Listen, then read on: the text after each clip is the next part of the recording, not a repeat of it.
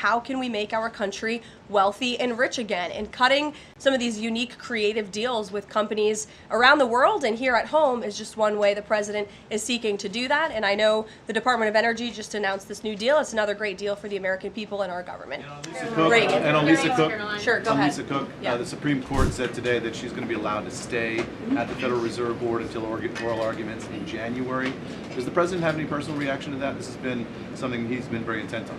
Look, we have respect for the Supreme Court, but they're going to hear the actual case and make a determination on the legal argument in January. And we look forward to that because we maintain that she was fired well within the president's legal authority to do so. She was removed from the board, and we look forward to that case being fully played out at the Supreme Court. Reagan. I have one for you on E.J. and Tony and one on the shutdown. Sure. CNN reported that Collins and Murkowski declined to meet with E.J. and Tony, raising concerns that his nomination was in trouble. I'm wondering what message Collins and Murkowski are sending to the White House by not meeting with one of the president's nominees. Well, look, E.J. Antony remains a great ally of the president and our team. It became clear, unfortunately, that he was not going to have the votes, and so we will be announcing a replacement nominee very soon.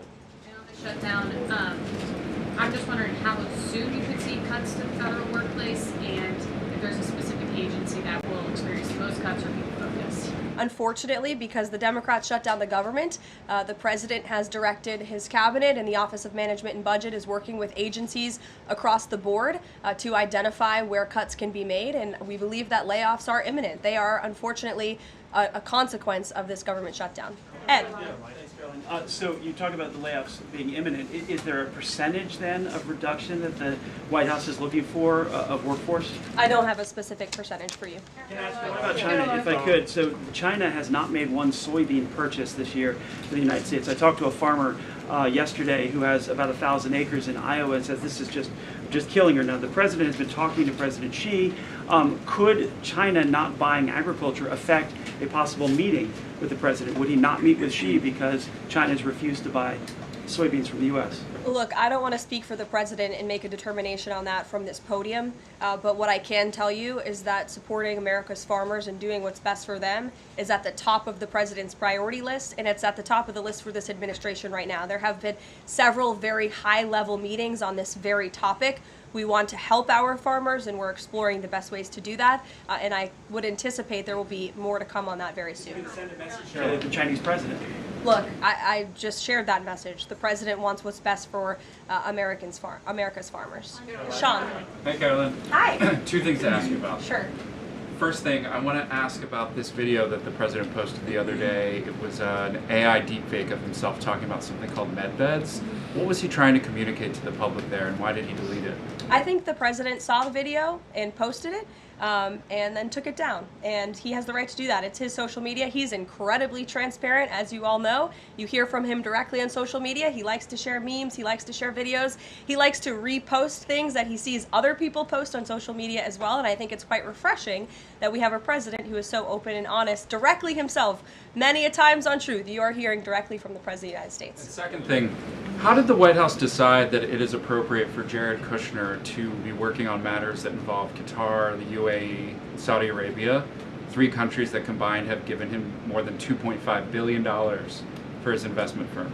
I think it's, frankly, despicable that you're trying to suggest that it's inappropriate for Jared Kushner, who is widely respected around the world and has great trust in relationships with these critical partners in these countries, to strike a 20-point comprehensive detailed peace plan that no other administration would ever be able to achieve. And so Jared is donating his energy and his time to our government, to the President of the United States, to secure world peace. And that is a very noble thing. And this is a peace plan that has not just been accepted by Israel, but it has been applauded by Muslim and Arab countries around the world. It has been applauded by European leaders around the world. Virtually everyone in the world is supportive of this plan that Jared Kushner offered his time to help put together alongside our special envoy Witkoff, the Vice President, the President of the United States, Secretary Rubio, and the President's entire national security team. We are very proud of that plan, and we hope Hamas will accept it because it will lead to a more peaceful and prosperous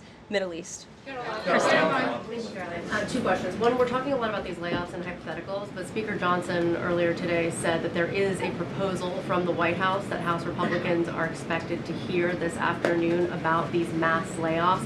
Can you tell us what is in that proposal? What agencies, what programs, what jobs? What he's referring to is a proposal that our Office of Management and Budget Director, Russ Vought, is going to be proposing to the House Republican Conference. He's going to kind of walk them through what this unfortunately is going to look like so they can discuss it with their constituents back home in their respective